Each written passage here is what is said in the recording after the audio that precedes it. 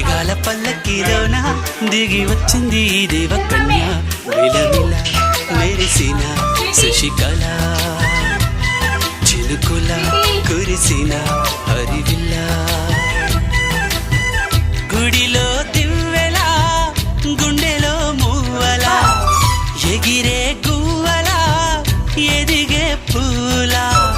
నవ్వవే నిత్యం ఇలా ముత్యాల వానల